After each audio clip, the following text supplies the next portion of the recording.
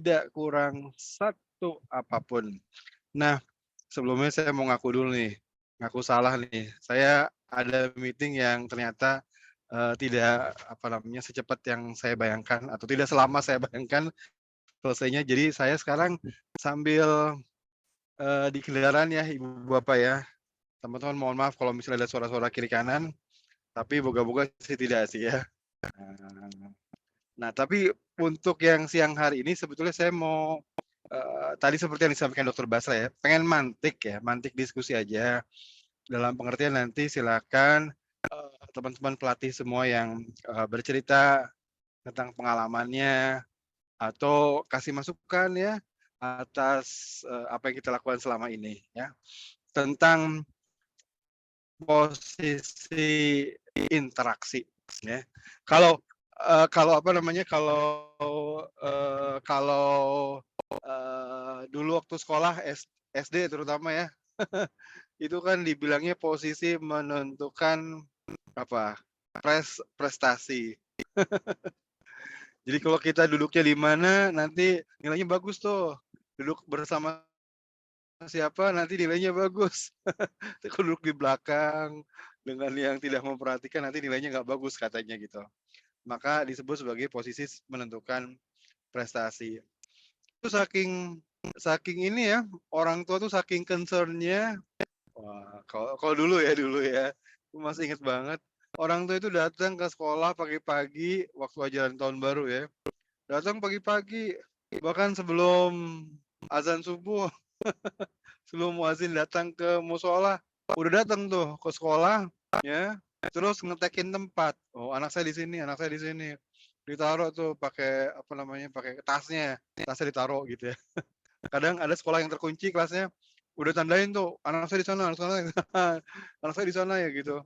Saking saking concern-nya sama posisi ya, karena posisi menentukan prestasi.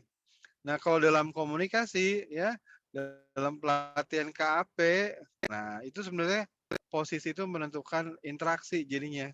Jadi, duduk di mana kita, berdiri di mana kita, dengan siapa, berapa banyak, sejauh mana, itulah yang menentukan, bagaimana interaksi kita, ya. Kalau kita duduknya sama orang-orang yang kita kenal saja, maka kita akan cenderung ngobrol sama sekitar itu aja. Nah, makanya kepada teman-teman pelatih ya, coba deh kita lihat-lihat ya, posisi kader misalnya. Ini kalau kader kita kumpulkan di puskesmas ya, untuk pertemuan atau untuk pelatihan kah ya. Nah itu kelihatan tuh mereka duduknya itu hanya, berdekatan dengan teman-temannya saja, ya kan? Ketahuan dari itunya, apa, dari bajunya gitu. Posyandu Melati, wah di sana tuh ada wakilnya 2 orang, seragamnya sama. Posyandu Cemara, wah sebelah sini kelihatan tuh. Itu memang satu kewajaran ya. Jadi kalau kita, pelatihan di bagian nama terutama ini ya, kan di bagian nama, entar saya coba jelaskan detailnya. Tapi kalau kalau kita melihat orang duduk, berduaan dengan yang kenal, itu adalah sesuatu yang wajar, yang lumrah. Iya, karena orang kan mau ini, mau cari kenyamanan. Dia merasa nyaman kalau dia berada dekat temennya yang dia kenal. Kalau dia berada dengan orang yang tidak kenal, ya dia kan nggak bisa ngobrol, nggak enak ngobrolnya. Dan kalau ada pilihan, pilihan antara orang yang tidak dikenal dengan orang yang dikenal, kan secara lumrah ya, biasalah itu, ghalib lah ya, orang akan duduk ke arah yang dia kenal gitu ya, ke temennya. Nah, cuma gini problemnya, teman-teman pelatih, kalau kita biarkan begitu saja, ya tetap begitu saja, maka orang-orang itu akan duduk bersama yang dia kenal saja. Itu problemnya. Makanya kita sebagai pelatih KAP, itu kan tugasnya juga untuk membuat orang saling mengenal ya, agar orang lain ngobrol, bercakap-cakap ya, mencari pertalian kah, ya, membuka, percakapan yang menyenangkan kah, itu harus dibantu. Jadi nggak bisa dibiarkan seperti dalam hutan rimba gitu. Siapa yang jago, ya banyak temennya. Siapa yang tidak jago, ya nanti temennya dikit. Nah, itu kita hindari yang seperti itu. Karena pelatihan kita, ya, pelatihan KAP itu salah satu product. Side product atau apa ya? Jadi hasil samping lah. Hasil sampingannya yang sangat diapresiasi oleh teman-teman partisipan itu biasanya adalah proses pelatihan yang membuat mereka saling mengenal dengan akrab, dengan nyaman teman-teman partisipan lain. Itu adalah side product yang kalau saya praktek pelatihan itu di mana-mana tuh dihargai banget. Jadi kalau misalnya kita buat pelatihan ya, kader-kader itu yang tadinya tidak saling mengenal, kan kalau di Jakarta misalnya kalau kita buat pelatihan kader satu kecamatan misalnya, ya jadi wakil-wakil posyandu pada datang tuh. Itu banyak yang tidak saling kenal. Ya jangankan satu kecamatan, satu kelurahan aja suka tidak hafal, ya. Nah, ketika kita buat pelatihan dengan menerapkan prinsip untuk membantu mereka saling mengenal, itu menjadi side product atau hasil sampingan pelatihan yang sangat amat diapresiasi. Seneng banget. Kadang-kala penilaian pelatihan suka bersumber dari situ. Oh, saya jadi punya teman banyak. Nggak apa-apa juga, ya punya teman banyak, terus akhirnya kan kemampuan ngobrol, berinteraksinya meningkat. Kemampuan mempengaruhinya juga bisa diperbaiki. Jadi nggak apa-apa itu side product yang penting, membuat orang saling mengenal. Nah, karena kita tidak boleh membiarkan orang itu hanya ngobrol sama sesama temannya, maka kita kemudian membuat proses-proses pelatihan yang membuat posisinya berubah-ubah, ya, berubah-ubah. Itu yang membantu mereka untuk berinteraksi. Itu satu ya, posisi itu menentukan komunikasi. Makanya kita harus mengatur posisi-posisi dalam sesi-sesi pelatihan kita. Nah, untungnya kalau pelatihan KAP ini posisinya itu tidak tetap ya, tidak stagnan gitu, tidak fix. Jadi selalu berubah-ubah ya. Bahkan kalau teman-teman hitung-hitung, satu sesi itu bisa berubah 2-3 kali ya. Bahkan kalau sesi yang paling lama, sesi perkenalan misalnya, penggunaan nama dalam percakapan, itu posisinya kan bisa berubah sampai 4-5 kali. Jadi mungkin, nggak banyak pelatihan-pelatihan yang mengelola posisi sampai beragam posisi gitu, berubah-ubah. Tadinya menghadap semua ke depan, teater ya, kayak di classroom, cuma nggak pakai kursi gitu. Terus kemudian berdiri berhadapan memanjang gitu, 2 shaft, terus berubah lagi ke lingkaran besar, terus berubah lagi ke kelompok kecil, terus berubah lagi, wah macam-macam gitu. Nah, karena posisinya banyak, maka kita harus juga efisien membuat proses pembentukan, posisi-posisi itu jadi nggak terlalu banyak waktu gitu. Kadang kalau kita kurang pas menjalankan teknik-tekniknya, itu seringkali nanti, waktu yang digunakan untuk membuat posisi, itu bisa lama. Iya, bisa lama. Bisa sampai harusnya cuma 3 menit kelar, ini bisa sampai 5 menit, 10 menit. Nah, itu buang waktu, ya. Buang waktu dan juga membuat ada perubahan dari sisi mood orang. Iya, kan misalnya kita mau masuk ke dalam diskusi kelompok misalnya, terus kemudian membentuk kelompoknya agak lama, bahkan ada kebingungan-kebingungan. Nah, itu kan tadinya yang orang-orang udah semangat pengen diskusi, pengen ketemu di kelompok, jadi gimana gitu ya, kok lama banget sih, aduh kok gini aja, kok gini banget. Nah, itu membuat mood-nya bisa terpengaruh juga, ya. Maka itu, pertama kita harus pahami dulu posisi-posisi interaksi dalam pelatihan KAP, lalu yang kedua, ini gimana mengeksekusi posisi-posisi itu secara efisien ya. Nah, saya boleh nggak ya minta izin share screen? Saya punya slide yang sederhana aja sih ya untuk bahan ngobrol kita. Minta Boleh tolong Mas. Bu Ami Maaf, ya. saya bantu share screen ya Mas. Ya, tapi ada di Bu Ami tadi tuh saya nitip. Ini bukan? Tadi Bu Ami Oh kirim. iya ya. Oke. Oh ya, terima kasih, Dok. Jadi itu satu posisi menentukan komunikasi. Nah, posisi interaksi Mas Tristan suaranya agak juga terputus-putus, ada Mas. kaitannya sama hubungan. Nah, ini kadang harus agak sensi kita masalah ini. Kenapa? Karena gini, posisi sama hubungan, oh iya, sebelahnya ini nih, sebelahnya KRL. Bukan KRL, apa tuh, yang di Jagorawi itu yang baru tuh. MRT, Mas. Halo. Misang, suaranya kurang jelas, Farisang, maaf. Suaranya agak terputus-putus, Mas Rizal.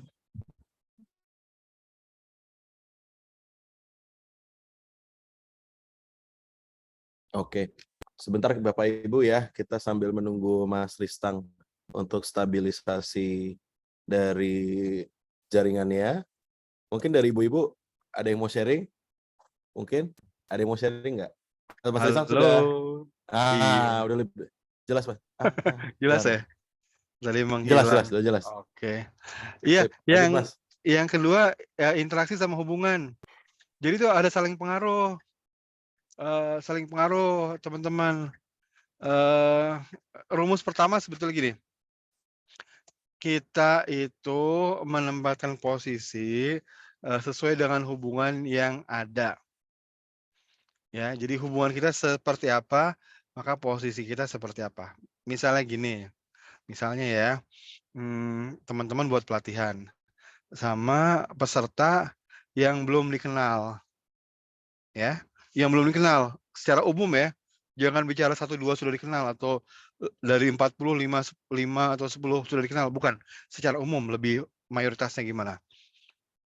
Oh, mayoritasnya belum dikenal, ya. Kalau mayoritasnya belum dikenal, maka posisi kita harus seperti posisi orang yang tidak terlalu saling mengenal. Jadi, ini ngomong tentang jarak ya. Kalau kita belum, kenal, jarak interaksinya akan lebih jauh ketimbang kita sudah kenal, ya kan? Kalau misalnya kita sama misalnya gini ya, mmm, kita sama teman, jaraknya itu pasti lebih dekat, jarak ngobrol ya, jarak interaksinya, itu lebih dekat daripada kita sama, orang yang baru kita kenal, ya. Jadi kalau misalnya jarak sama teman itu kurang dari 1 meter, maka jarak dengan orang yang baru dikenal, itu bisa lebih dari 1 meter, lebih, ya. Kenapa begitu? Kenapa nggak kita merangsak aja, merangsak mendekati orang baru kenal ya, baru ketemu, terus kita ngambil jarak ngobrol 0,5 meter, kan deket ya. Kenapa nggak gitu aja? Nah ini, jarak itu kan wilayah orang ya, wilayah orang. Jadi ketika kita terlalu dekat dengan seseorang yang baru kita kenal, maka orang itu akan merasa wilayahnya terganggu, privasinya terganggu, atau dalam perasaan, "Oh ini orang gimana sih, kok nggak enak banget sih, ih deket banget sih." Ada perasaan-perasaan kayak gitu. Nanti kalau misalnya orang itu berani, ya dia akan mundur dikit. Kalau orang itu nggak berani, dia akan masukin dalam hati perasaan nggak nyaman itu, ya. "Oh ini orang gimana sih?" Gitu. Nah, jadi kalau kita nggak deket, maka jaraknya lebih jauh daripada kita kalau udah dekat. Tetapi sebaliknya, kalau sebetulnya kita itu dekat sama seseorang, ya, udah temen nih, temen lama, udah lama berteman, terus kita ngobrol, tapi ngobrolnya pakai jarak yang lebih jauh dibanding jarak berteman biasa, maka teman kita itu akan bertanya-tanya, "Loh, si Risang gimana sih? Kita masih teman gak sih? Kok jaraknya jauh banget sebagai teman?" Gitu. Jadi dalam jarak itu ada terkandung, apa, informasi sebetulnya ya. Ini pertemanannya seperti apa sih? Gitu.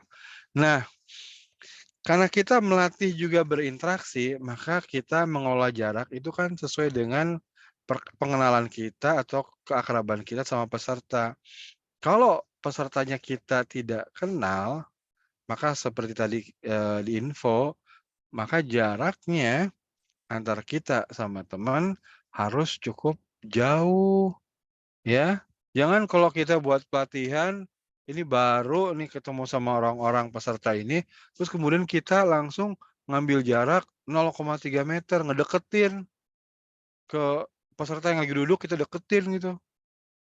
Bahkan bukan cuma deketin, kita sentuh-sentuh, tactile, ya perempuan sama perempuan ya, laki-laki sama laki-laki ya. Disentuh-sentuh apa namanya, bahunya gitu. Orang akan merasa bingung, teman bukan, kenal enggak, kok deket banget gitu, ya. Nah, tapi agak aneh juga kalau misalnya kita sudah berinteraksi dalam pelatihan itu misalnya udah lebih dari 3 jam, kan lama tuh ya. Jadi udah saling kenal lah, lama udah tahu, dia juga udah tahu kita tahu dia kerjanya di mana, gaya dia waktu pelatihan seperti apa, udah mulai kita kenal tuh. Tapi kitanya masih jauh aja posisinya dari teman-teman partisipan. Jauhnya tuh kayak kita merapat di tembok gitu ya, di sisi layar, rapat, terus sementara pesertanya agak jauh. Nah itu jadi tanda tanya, kayaknya interaksinya udah agak lama nih 3 jam pelatihan, pelatihnya masih jaim nih, jaga image gitu. Itu gara-gara kita tidak mengelola, interaksi yang di situ dikandung pesan tentang hubungan. Terus gimana dong kita mengelola jarak ya, jarak dalam interaksi dulu ya. Nah sekarang gini, kan waktu kita mulai pelatihan, itu posisinya itu kan posisi menghadap ke depan semua, ya. Menghadap ke depan semua, nanti setelah ini kita bahas itu ya. Jadi menghadap ke depan semua, itu maksudnya teater ya. Teater tuh karena tidak ada meja ya, kursi aja, menghadap ke depan. Lalu kemudian bisa juga divariasikan membentuk huruf, V. V tapi, apa namanya, sudutnya lebar gitu ya. Jadi menghadap ke depan tapi dibentuk seperti huruf V, yang Volvo, yang apa namanya, yang sudutnya lebar. Nah, posisi kita untuk memulai itu sebaiknya satu, tidak berada di wilayah pribadi orang. Jadi jangan duduk atau jangan berdiri ya, berdiri dengan jarak 1 meter dari peserta yang terdepan. Jangan, tapi taruhlah di luar jarak pribadi orang. Jarak pribadi atau private di Indonesia biasanya 1,5 meter, ya 1 meter lah. Jadi di luar itu 1,5 meter kah atau 2 meter. Bahkan saya suka ngambil posisi, kalau saya pribadi ya, kalau di depan ada meja, meja itu kan biasanya kalau untuk narasumber tuh mejanya udah jauh di luar, jarak pribadi ya. Maka saya akan mengambil jarak, lebih mendekati meja. Kalau dibagi jarak antara, peserta yang paling depan dengan meja bagi 2, nah saya geser dikit ke arah yang, meja narasumber. Nah saya mulai di situ. Supaya apa? Supaya orang juga nggak geli kalau deket-deket gitu ya. Orang nggak kikuk kalau kita deketi sampai rapat itu enggak, ya. Nah, tapi lambat laun, seiring waktu, ya entah setelah 1 jam, 1,5 jam, ya bahkan 30 menit pertama udah mulai itu bisa. Kita mendekati peserta, tapi mendekatinya ya kalau bukan di dalam interaksi, latihan gitu ya. Jadi kayak misalnya, mmm, kita mau bicara masih pengantar gitu ya, maka mendekatinya itu mendekati ke sisi-sisi aja gitu, ke kanan, ke kiri ya, dan belum masuk ke wilayah pribadi yang 1 meter itu, ya. Nah, kalau udah 2 jam, ya, udah ada latihan macam-macam, maka bisa tuh jaraknya jadi lebih dekat, jadi masuk ke wilayah pribadi, bersebelahan 1,5 meter misalnya, ya, ataupun jarak pundaknya cuma 10 senti, itu nggak apa-apa. Nah, caranya, prosesnya gitu, prosesnya udah ketawa-ketawa, udah senang, udah bertanya-tanya, baru boleh masuk ke situ, ya. Nah, itu ngomongin tentang, posisi interaksi terkait dengan hubungan. Yang ketiga, itu interaksi sama, gimana kita, apa namanya, menempatkan diri di dalam kelas gitu, apakah sendiri ataupun rame-rame, ya. Nah, ini ada triknya sebenarnya. Kadang kala ya kalau misalnya kita pengen orang itu memperhatikan kita semua, jadi semua memperhatikan kita, terus ingin dibuat kesan bahwa ini sumber informasinya di sini loh, sumber informasi di sini, dengerin dulu, silakan dengarkan. Nggak ada yang dari sebelah kiri, sebelah kanan, cuma ada di sini saja, tunggal, sentral. Maka kita ambil posisi di depan, di satu titik, bisa di pojok kanan, bisa di tengah, bisa di kiri, tapi satu titik dan usahakan agar semua orang bisa ngelihat kita. Sini, ke sini, ya. Nah, tapi kalau misalnya kita pengen menunjukkan bahwa, ini rame-rame kok, bukan saya saja, rame-rame kok, ya, bukan dia aja, tapi rame-rame kok." Maka kita harus ngajak beberapa orang, ya, ke depan. Jadi misalnya kita pengen ngajarin permainan, tapi kita pengen buat kesan bahwa permainan ini bukan bukan gaya saya aja yang dibolehkan, yang lain juga boleh punya gaya sendiri kok, bisa modifikasi sedikit-sedikit boleh, suaranya agak beda boleh, gerakannya sedikit berubah boleh, nggak masalah. Terus ini rame-rame loh, semua kita loh.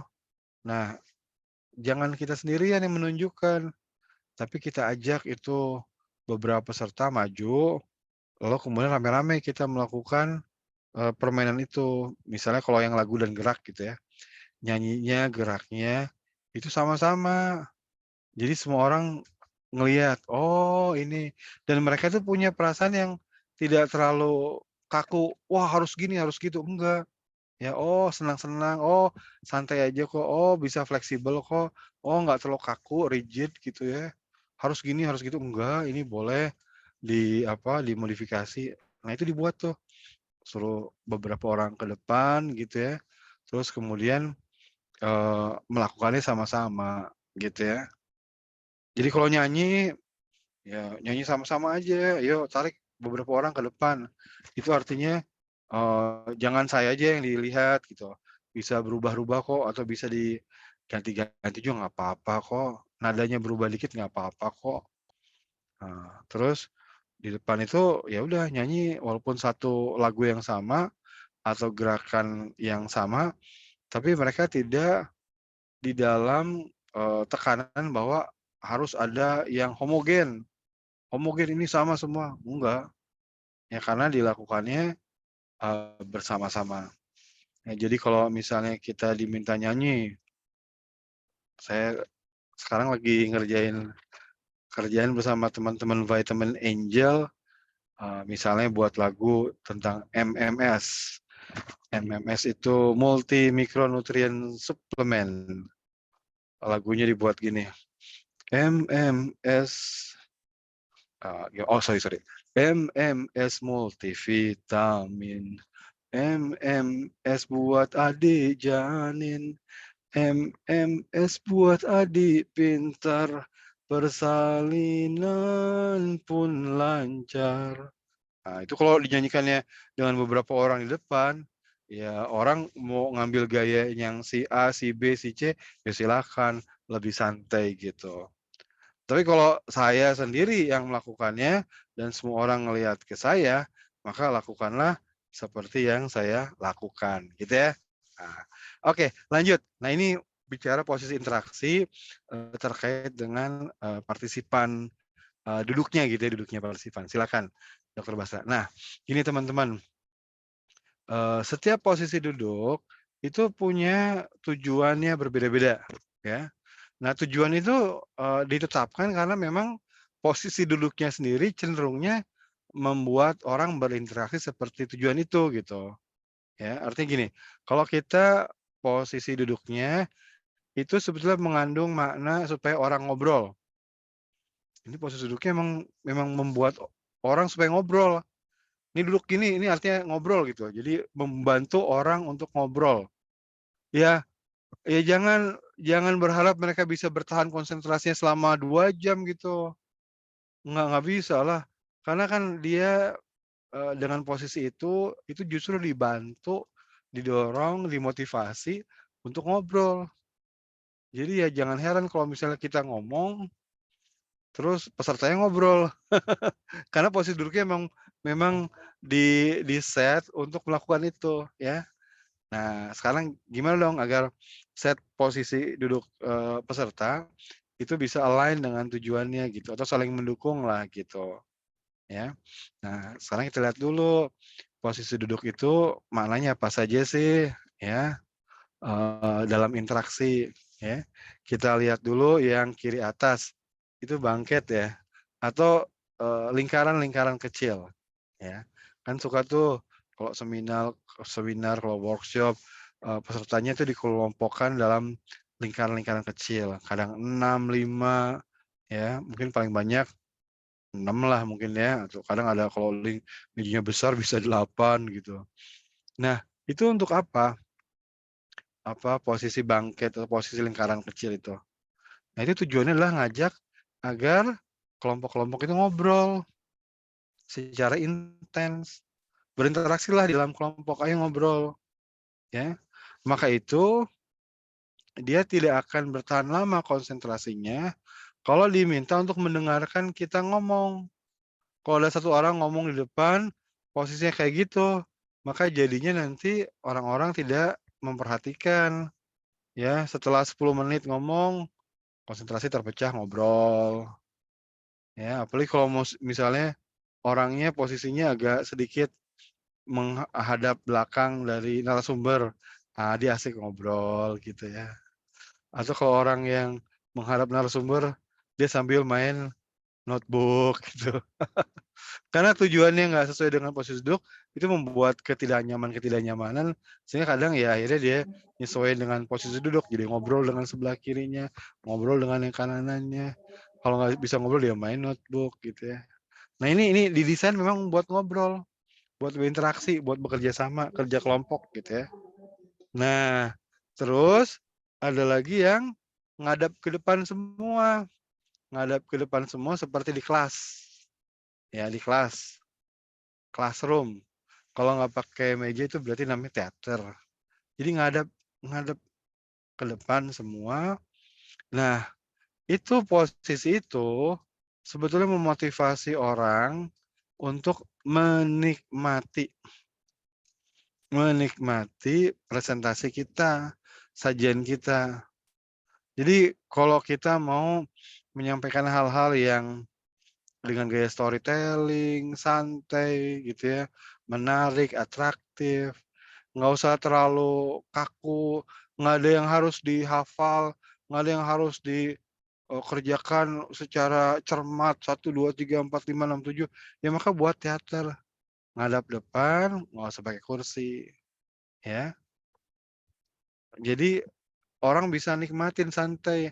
Kalau orang yang berani akan duduk depan, orang yang malu-malu akan duduk di belakang, ya, di belakang orang lain, nggak apa-apa. Nanti kita kalau presentasi bagus ya orang akan menikmati. Makanya kalau dalam pelatihan KP, di awal-awal ya, teman-teman ya, di awal, itu posisinya gini, posisinya yang ngadep ke depan.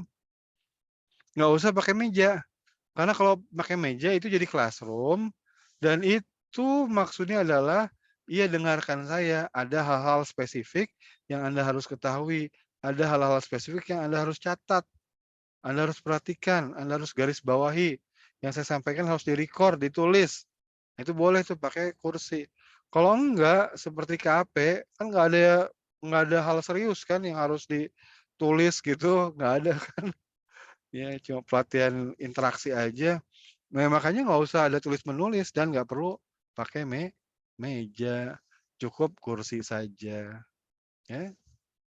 Kalau lebar ruangannya itu terlalu panjang, ya, jadi lebar ruangan itu terlalu panjang, sehingga panjang itu kalau kalau saya ngelihatnya gini, kan mata kita kan punya span ya, punya lebar lihat ya, ngelihat gitu. Nah, kita coba lihat berdiri di tengah, kita perlu nengok kiri kanan secara jauh nggak? Kalau kita tuh harus ngelihat yang sebelah kiri harus nengok ke kiri dalam-dalam, kalau ngelihat yang ke kanan harus ngelihat ke kanan dalam-dalam, dalam posisi yang tidak terlalu dekat ya, jadi masih di jarak di luar pribadi ya. Nah, kalau harus nengok dalam-dalam, maka itu mungkin terlalu panjang lebar ruangannya. Makanya posisinya kemudian, posisi kursi ya, jangan dibuat rata, jangan dibuat rata, tapi dibuat seperti, huruf V, Volvo, ya, di mana kita dalam posisi yang di depan mulutnya gitu, ya, dibuat sedikit, agak seperti itulah, artinya sudutnya jangan terlalu tajam, sudutnya lebar tetap, tapi posisinya agak dibuat seperti huruf V.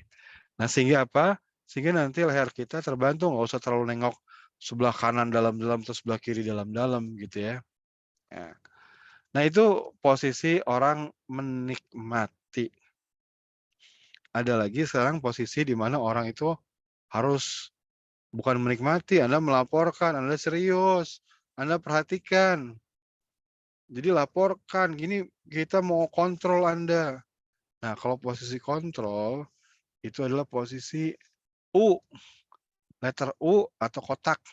Itu posisi manajemen tuh, ya. Jadi kotak misalnya, kotak, posisi kotak. Itu posisi di mana pimpinan itu mau kontrol semua, jadi kontrol semua. Makanya kan harus kotak, ya, atau U juga bisa gitu. Jadi dilihatin tuh kan semua kelihatan. Kalau di teater kan ada orang yang duduknya di baris kedua, baris ketiga, mungkin nggak terlalu kelihatan gitu ya. Sesekali buka WA gitu, tersembunyi sama pundak teman di depannya. Tetapi kalau apa posisinya kotak, ya, atau U, ya mana bisa, nggak bisa kan, apa namanya, eee, menyembunyikan wajah kita atau tangan kita nggak bisa, kelihatan semua. Bos harus tahu, makanya dibuatnya, letter U, kotak, atau itu adalah fungsi manajemen. Makanya ketika dibuat seperti itu, orang jadi tegang. Tegang lah, mau dikontrol kan harus jadi tegang. Makanya kalau kita memulai pelatihan jangan posisikan orang letter U atau kotak, jangan. Itu membuat tegang. Posisi lingkaran pun jangan di awal-awal, itu membuat orang tegang. Karena dia kalau dia nggak percaya diri gitu ya, atau malu-malu atau gimana gitu ya, atau punya kesibukan yang lain gitu ya, pikiran yang lain, itu kan dia pengen ada orang lain di depan dia tuh untuk membackup, menghalangi gitu loh, ya. Kalau misalnya nggak ada yang lain kan dia langsung berhadapan sama fasilitatornya gitu, sama kita. Itu yang membuat dia jadi lebih tegang, gitu ya.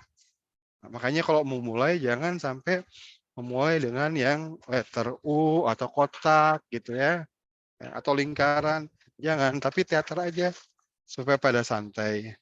Santai itu penting gitu, karena nanti kalau orang santai, kita bisa lebih mudah membuat dia itu punya impresi atau kesan yang bagus, terhadap pelatihan kita. Makanya makanya kan kemarin kita bahas ya, yang pertama itu tentang, moment of truth, itu penting tuh. Nah, yang berikutnya adalah lingkaran. Lingkaran. Nah, kalau lingkaran itu, ini suka ada kelirunya sedikit sih gini biasanya. posisinya lingkaran, tetapi ada senter di tengah. Nah, itu yang sebenarnya nggak boleh, karena posisi lingkaran itu mengasumsikan semua orang itu sama sama, sederajat dalam pengertian nggak ada ini loh, nggak ada narasumber kok. Kita semua narasumber. Jadi silakan melingkar, gitu. Melingkar itu posisinya sama. Jadi nggak ada satu yang jadi narasumber. Kalau misalnya posisinya lingkaran, terus kemudian kita di tengah ya, di tengah, berada di tengah, di center. Nah, itu menyalahi, asumsi dari lingkaran itu sendiri. Dan dari sisi komunikasi kalau misalnya kita ada di tengah kan, ya berarti kan kita membelakangi sebagian orang ya. Itu harus kita hindari. Makanya kalau posisi tengah itu, gini teman-teman, sebisa mungkin kalaupun kita butuh ke tengah untuk kasih instruksi, maka itu dilakukan secara cepat, nggak usah lama-lama. Mau main-main di tengah, jangan lama-lama, tapi cepet-cepet aja, gitu ya. Dan kalau bisa setelah itu melipir lagi ke belakang, gitu, atau ke samping ya.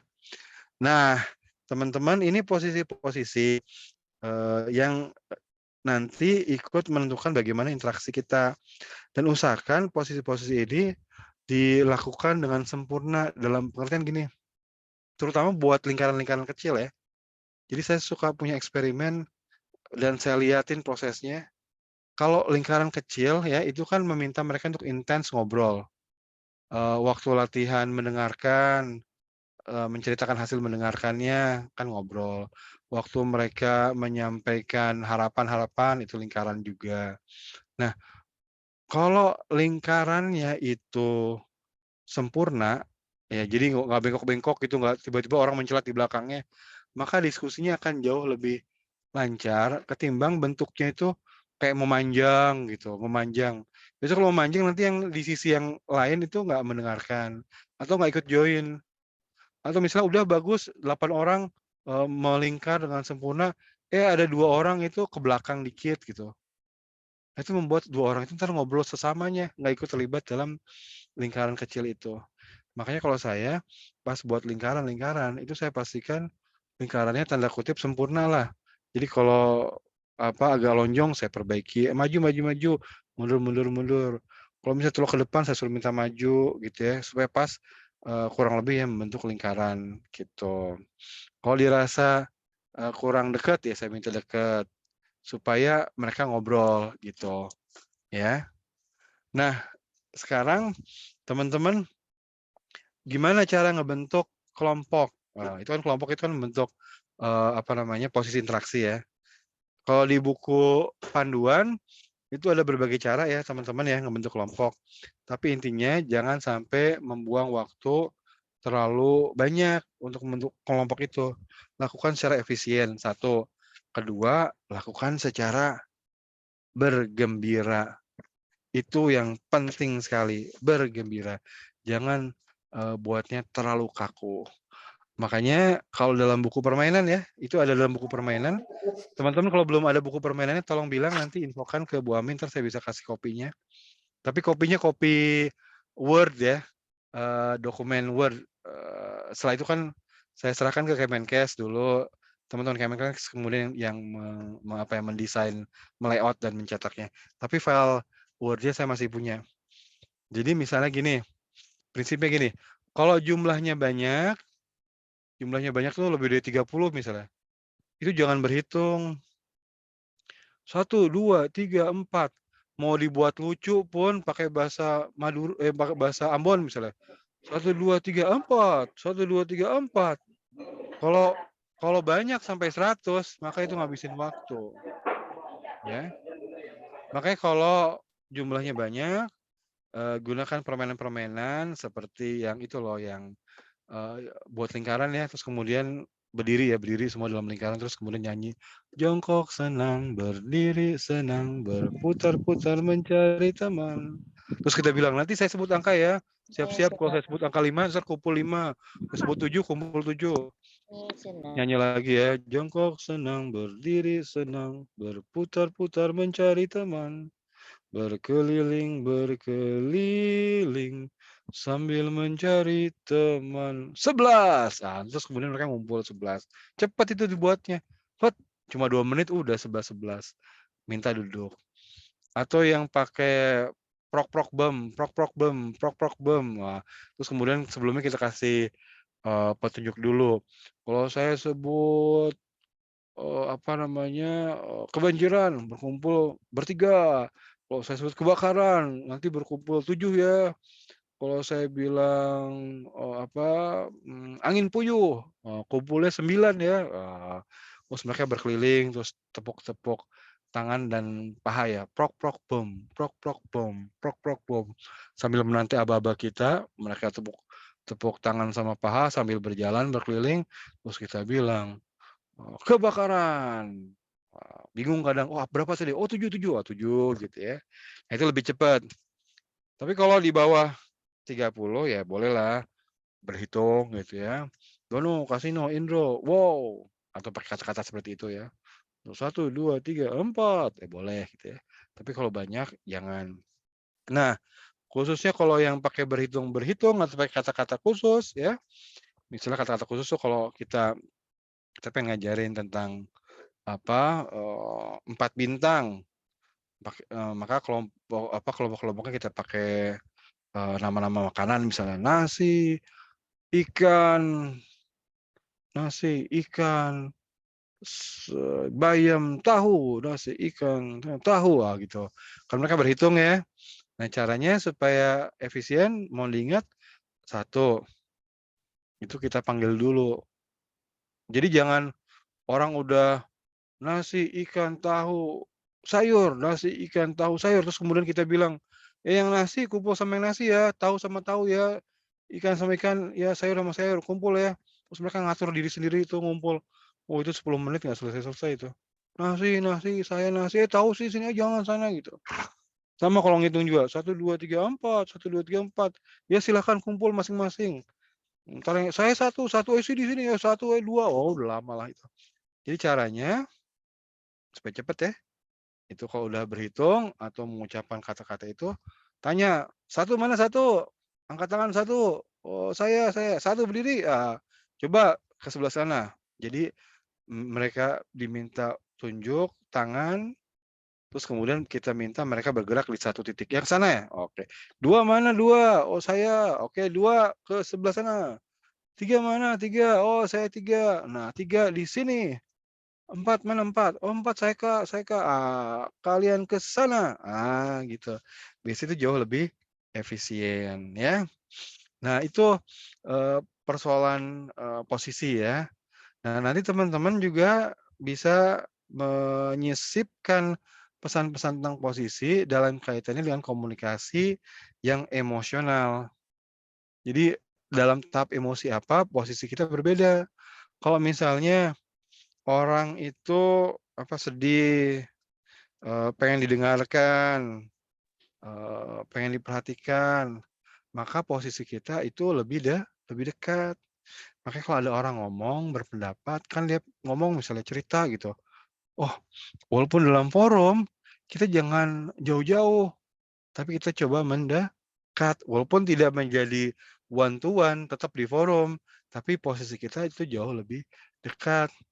Atau kalau dalam tubuh kita nih ya, bicara lebih dekat tuh posisinya agak mendekat telinganya gitu, ya. Jadi tidak tidak terlalu menjauh. Tetapi kalau misalnya orang lagi marah, lagi sedih, pengen tinggal sendirian, lu sana deh gitu. Lagi kesel, maka posisi kita juga bisa ngikuti situasi emosi dia yang agak lebih menjauh, gitu ya. Jadi tadi kalau kita balik lagi ke slide pertama ya Dokter Basra ya, itu posisi interaksi terkait sama komunikasi sama siapa gitu ya. Posisi juga menentukan terkait dengan hubungan kita. Posisi interaksi itu juga terkait dengan mengembangkan kesan bahwa ini adalah sendirian atau bersama-sama, ini kaku, ini fleksibel, atau posisi juga terkait sama emosi. Tapi yang jelas pengaturan-pengaturan posisi itu ya harus menyenangkan, nggak boleh kaku ya, nggak boleh nyuruh-nyuruh, tapi yang happy-happy lah. Terus kalau dalam KAP itu dinamis, berubah-ubah, tidak satu saja. Demikian mungkin yang bisa saya sharing-sharing nih siang hari ini, Dokter Basra, sambil saya lagi jalan dan, kemudian mengejar kereta. Mohon maaf ya teman-teman sekalian ya. Saya serahkan ke Dokter Basra atau Bu Ami, silakan. Oke, terima kasih Mas Risang atas pemantik diskusinya. Ini juga tadi ada banyak tanggapan di grup dan di kolom chat. Belum dapat buku permainan nanti dari Bu Ami ya.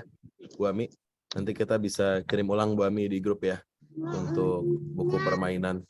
Silakan nih, kita mau sharing-sharing nih teman-teman. Ini udah on cam. Ada Bu Suwarni. Halo Bu Suwarni. Salam sehat, selamat Salam siang. sehat Pak Basra. Aduh, halo Ibu Nur. Nur, Ibu siapa ini? Ibu Nur dari RSUD SAAS.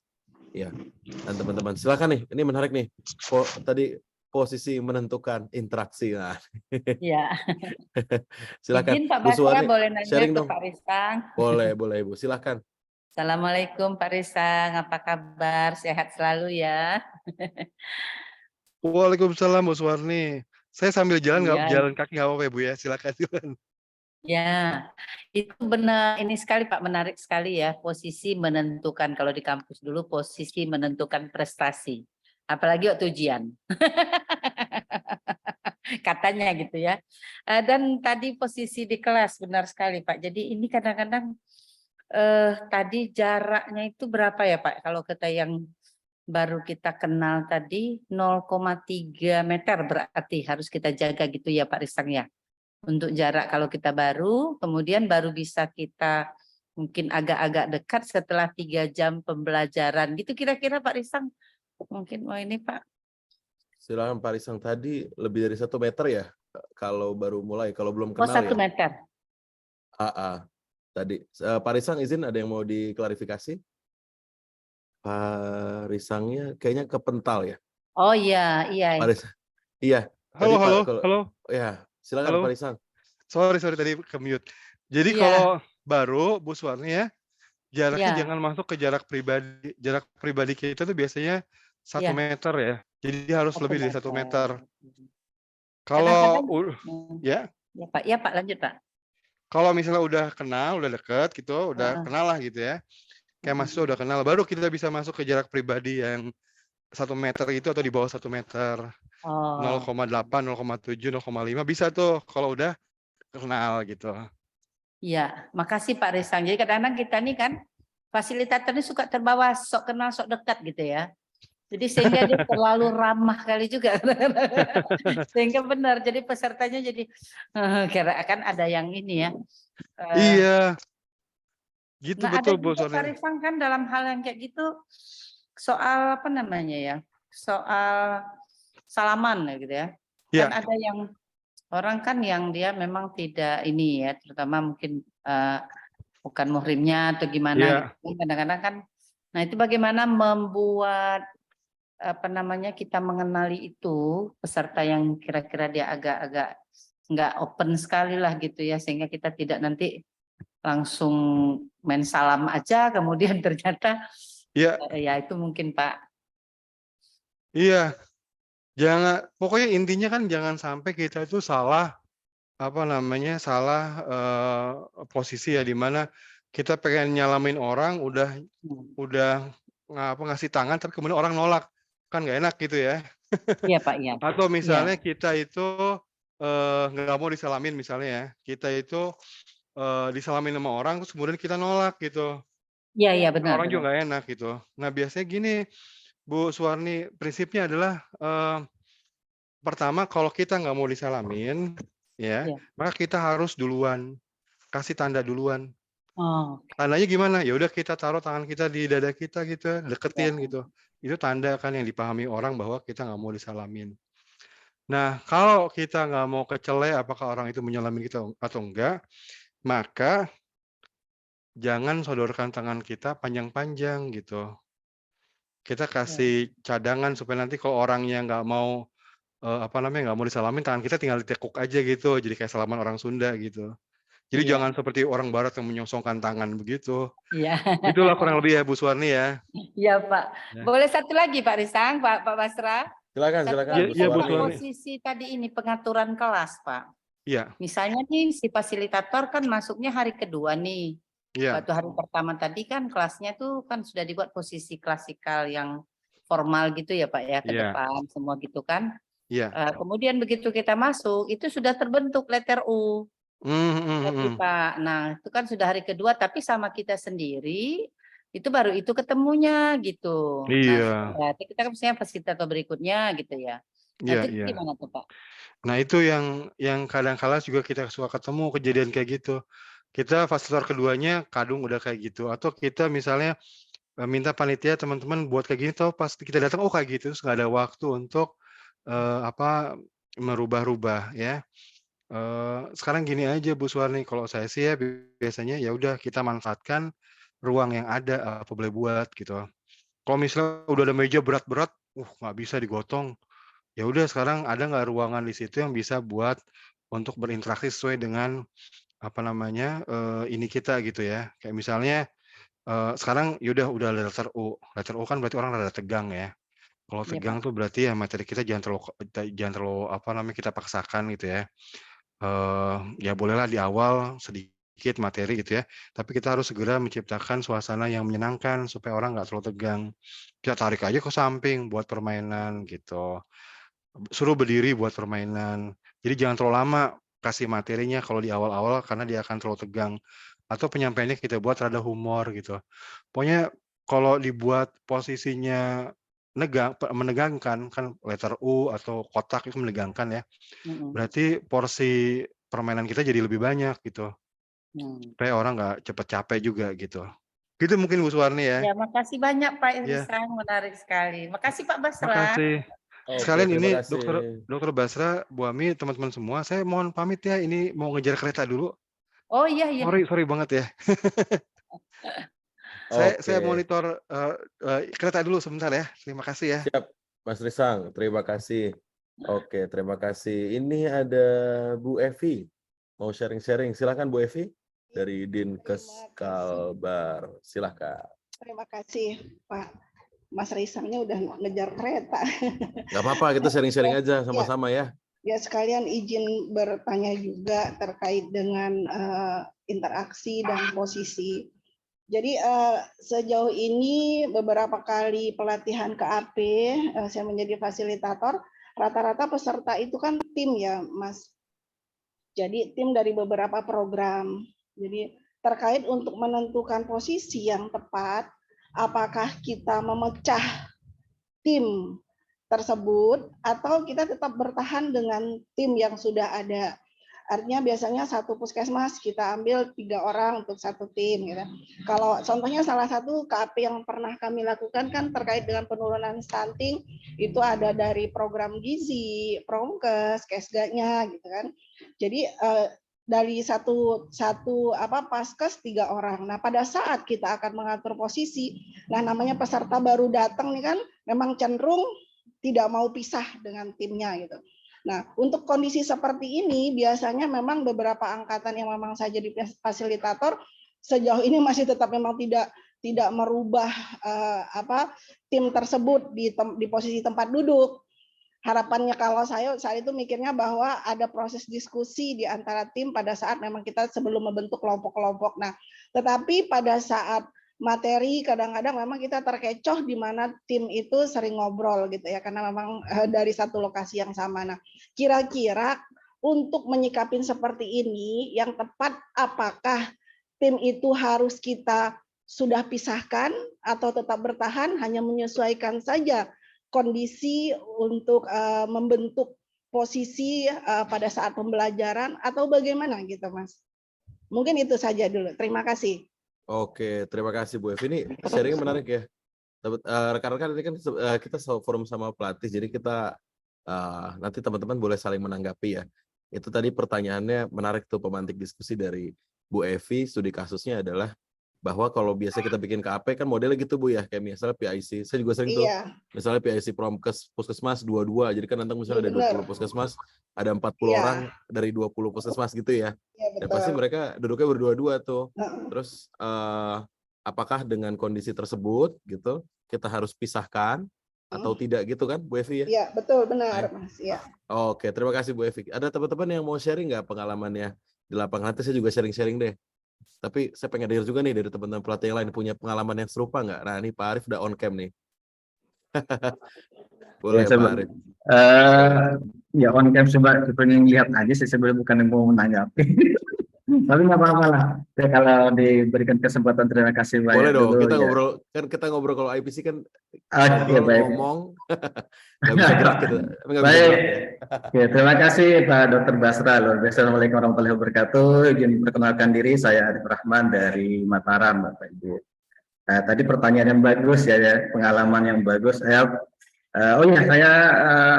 di Fakultas Mataram ya. Sebelumnya saya di sini sebagai ini Sekjen PPKNI LB Promkes juga gitu.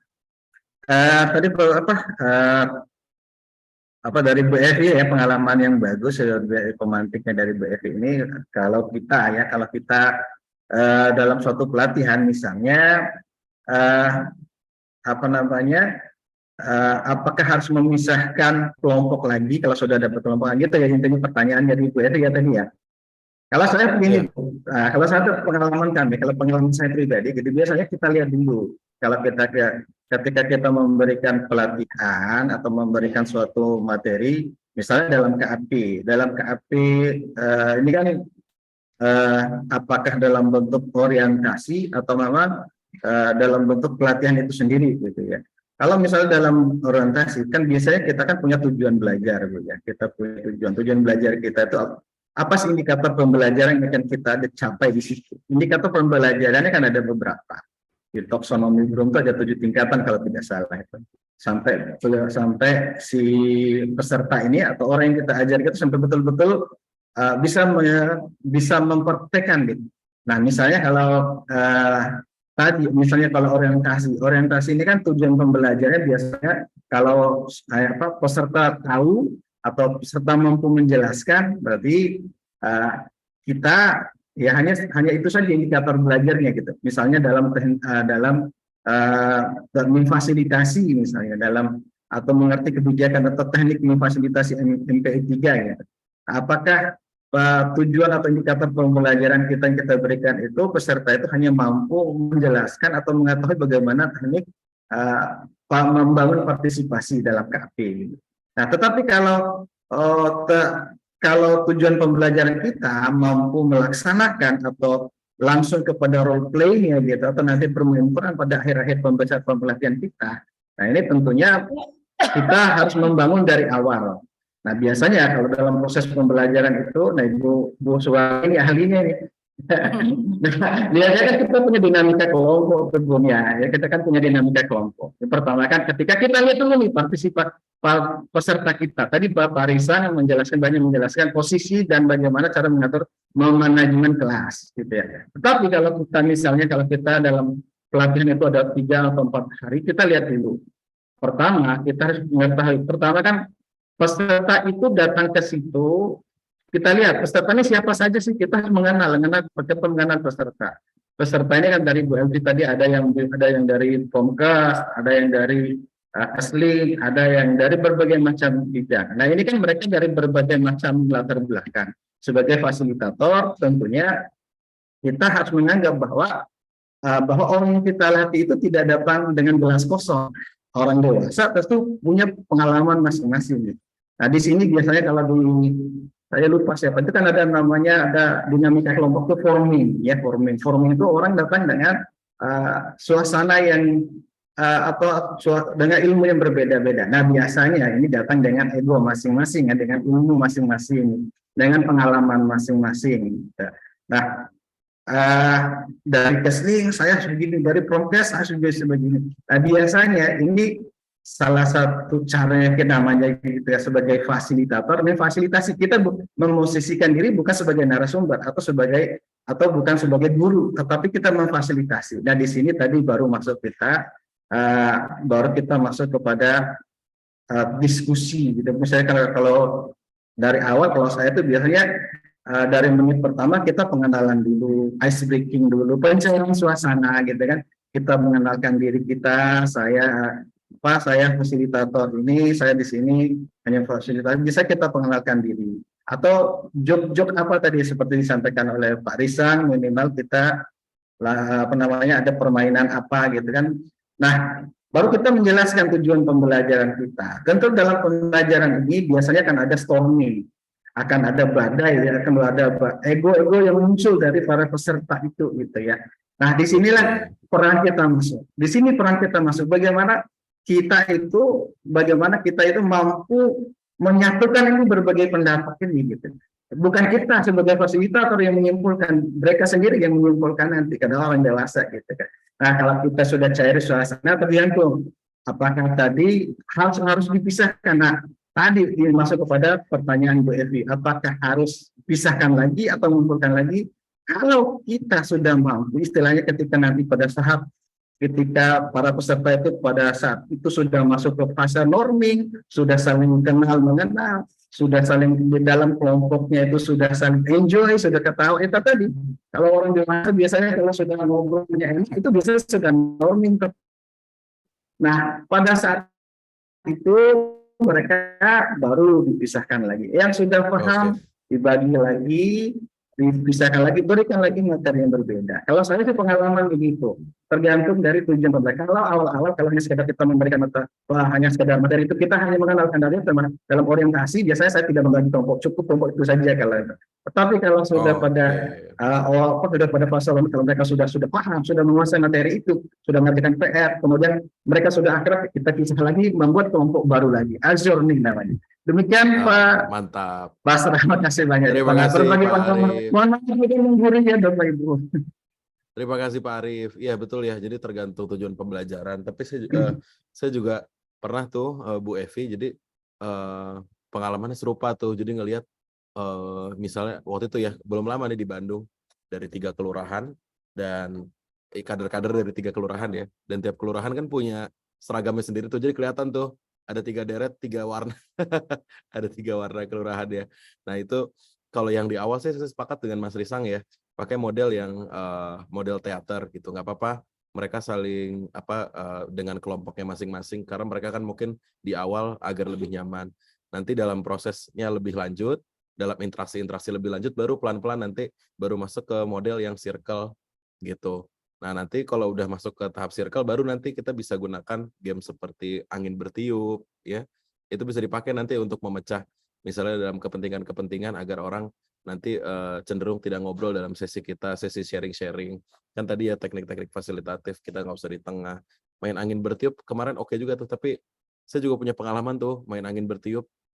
Salah juga kalau nggak bisa dipakai ya, kalau nggak ada kursinya. Kalau duduknya di karpet gitu, angin bertiup, bingung. Patokannya apa kan sekat-sekat. Itu sharing-sharing sih buat teman-teman. Bu Evi gimana ini? Terima kasih untuk sarannya ya Mas, karena memang beberapa kali pelatihan yang memang saya jadi fasilitator memang belum pernah sampai ke kader sih ya Mas. Sejauh ini kan di 2021 2022 kita masih melatih pemegang program.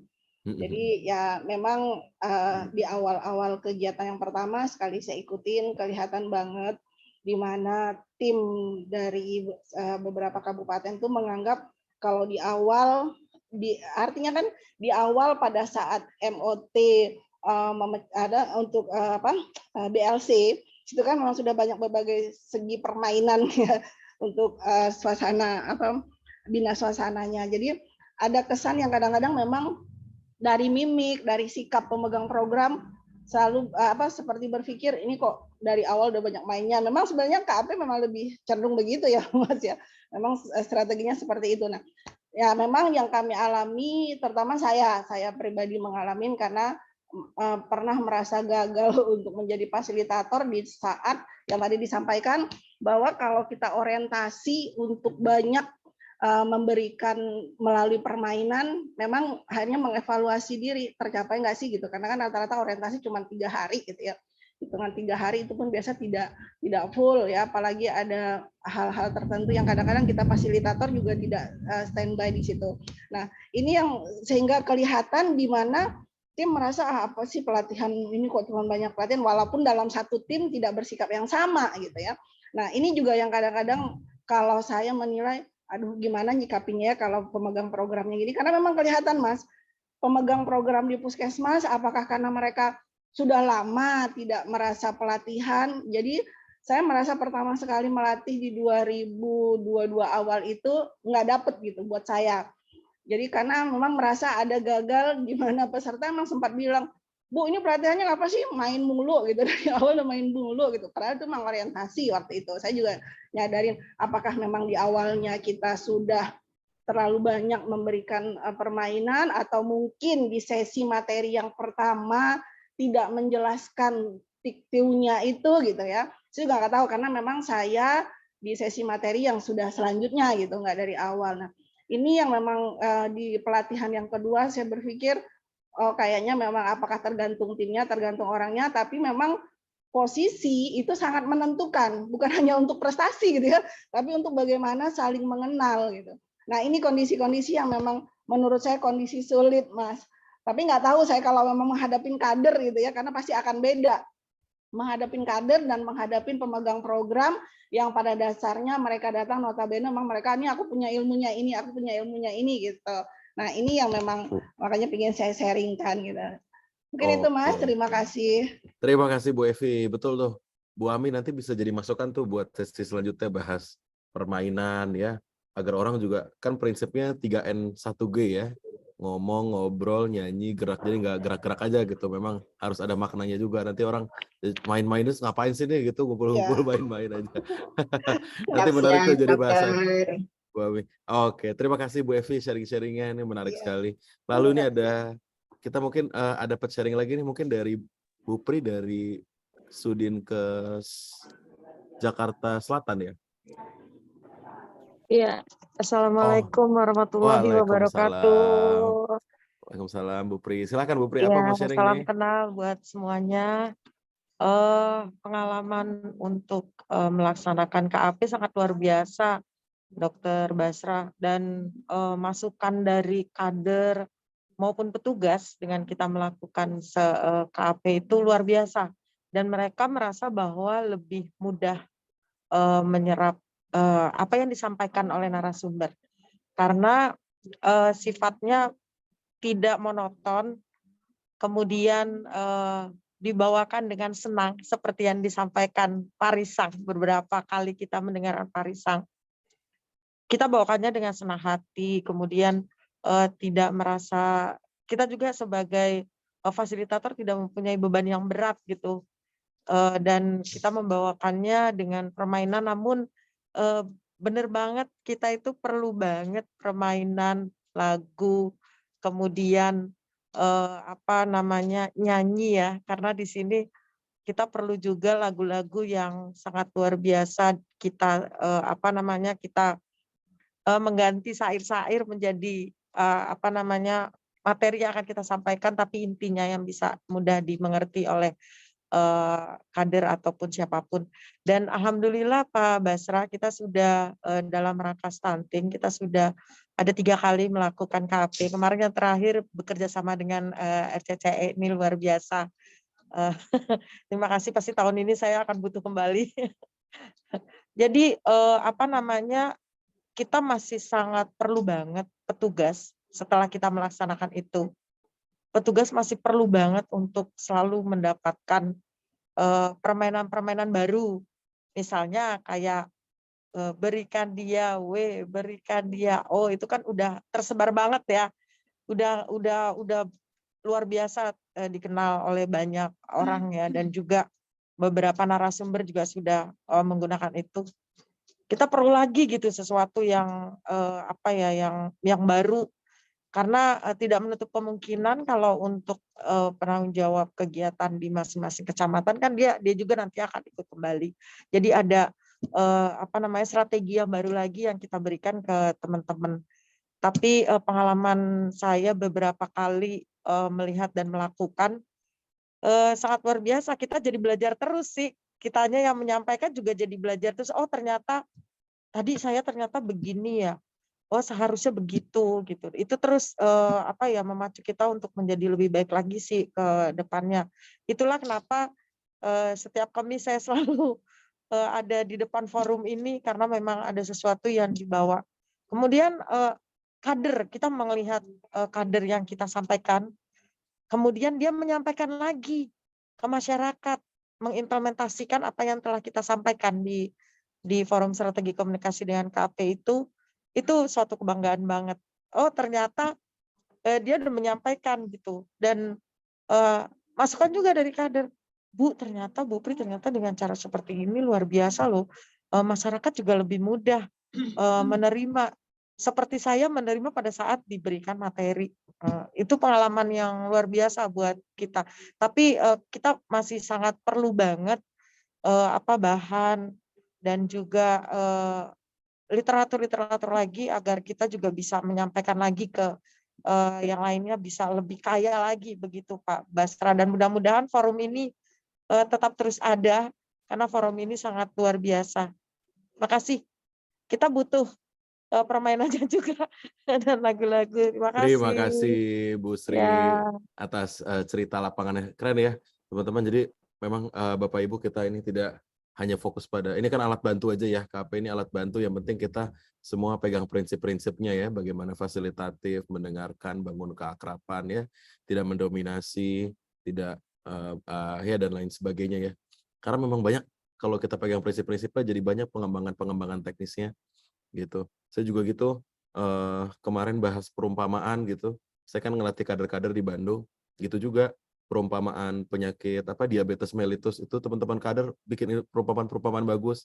Kalau misalnya di rumah banyak semut gimana, ya kan? Pasti banyak semut. Nah iya, kalau di tubuh kita banyak gula juga gitu, jadi semutan.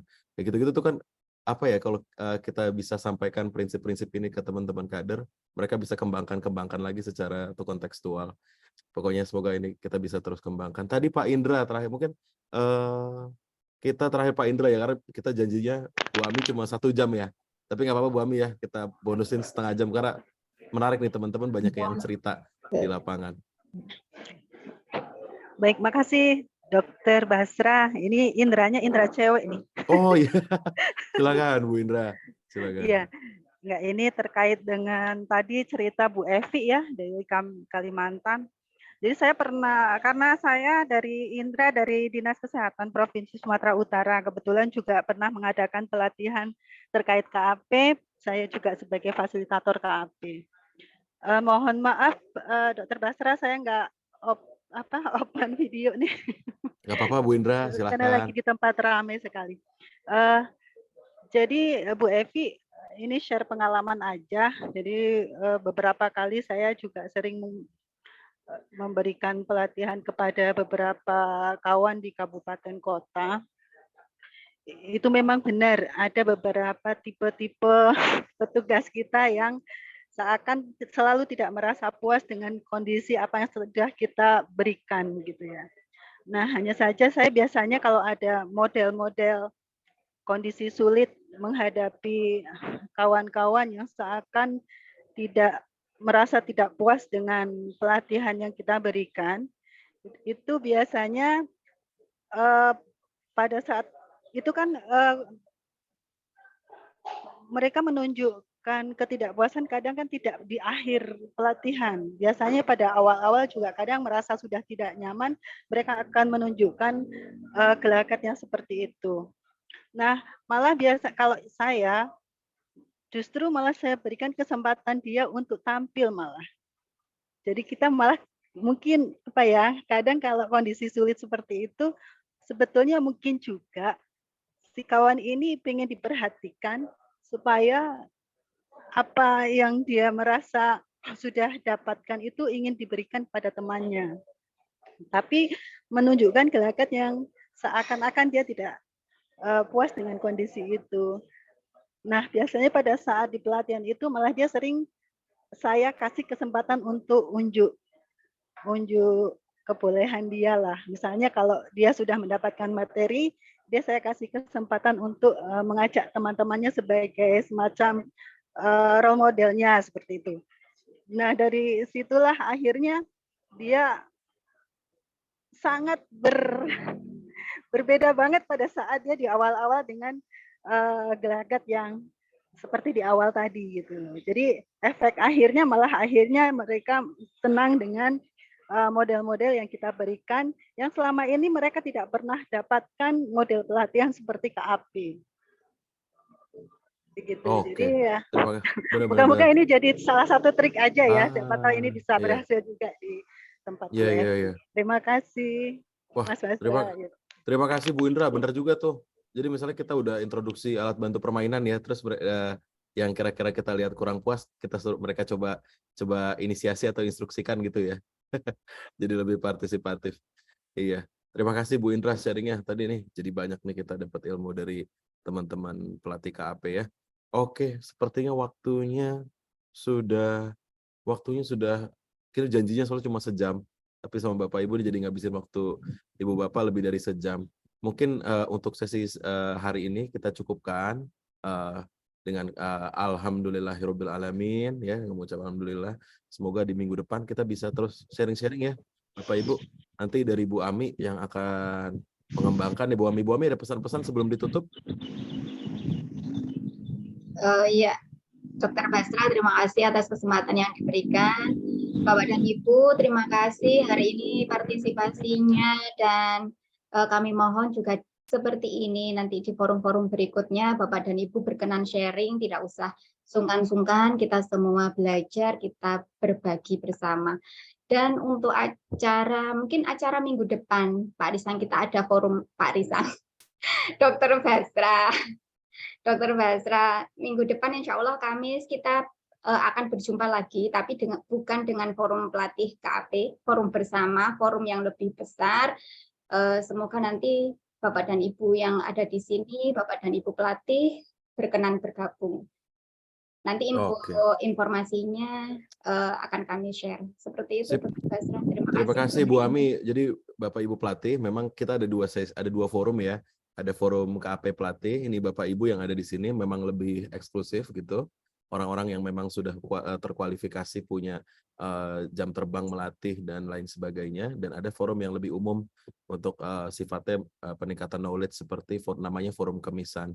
Ya memang ini ganti-gantian forum pelatih KAP dan forum kemisan, tapi prinsipnya sama sih sebenarnya untuk meningkatkan pengetahuan kita sama-sama, saling sharing terkait dengan komunikasi perubahan perilaku. Ya. Itu dari saya mungkin cukup. Terima kasih Bu Suwarni, Bu Haryati, Pak Arif, Bu Ami, Bu Sriyanti, Bu Nur Hasifan yang sudah on cam, dan yang lain juga yang nggak on cam nggak apa-apa. Karena namanya juga jaringan. Mohon maaf ya kalau ada yang ada kendala. Terima kasih Dr. Basra. Terima kasih. Saya Dr. Basra. Bu Warni, salam sama Pak Darusman. Assalamualaikum warahmatullahi wabarakatuh. Oh iya Pak Arif, siap disampaikan. Nanti semua akan terkompilasi di satu link ya Ibu Bapak. Terima kasih. Assalamualaikum warahmatullahi wabarakatuh. Waalaikumsalam warahmatullahi wabarakatuh. Saya izin end ya. Terima kasih Ada foto Bapak Ibu. nih. Oh foto, ayo foto ya. Foto dulu dong. Oke, Oke, yang mau on cam ya, silakan. Yang mau on cam silakan. Nah, kita Ayo, foto dulu. open Saya cam-nya bantu foto. semua, yuk. Senyum yang paling cantik. Aduh. Bu Dan Suwar- paling ganteng. Bu Suwarni yang pandu ya. Nanti yang Ya, pandu. saya pandu tapi Bapak yang tekan ininya ya, zoom itunya ya. Iya, nanti saya. Oke. Oke, silakan Ibu. Satu, ada masih belum Pak? Kita tunggu 1, 2, 3, ayo teman-teman. Oke. Oh, ada Pak Adi, Pak Adi. 2, 3. Oke, sekali lagi Bu. Next, Pak, Sekali satu Bu Suwarni. lagi. Oke. Sekali lagi. Oke. 1, 2, 3. Oke, sip. Oke, aduh, pemanasan ya. Oke, baik. Terima kasih kalau gitu Bu Terima Suwarni, kasih. Bu Pri, Pak Arif, Bu Sama-sama Sriyanti, semuanya. Bu Terima Nur, Bu kasih. Ami, Pak Wassalam. Mukhlas, Bu Nur Hasina, Bu Maria, Bu Gusti, Pak Adi, Bu Sri, Bu Seri, Bu Erna, Bu Titin, dan semuanya. Assalamualaikum warahmatullahi wabarakatuh. Waalaikumsalam. Waalaikumsalam warahmatullahi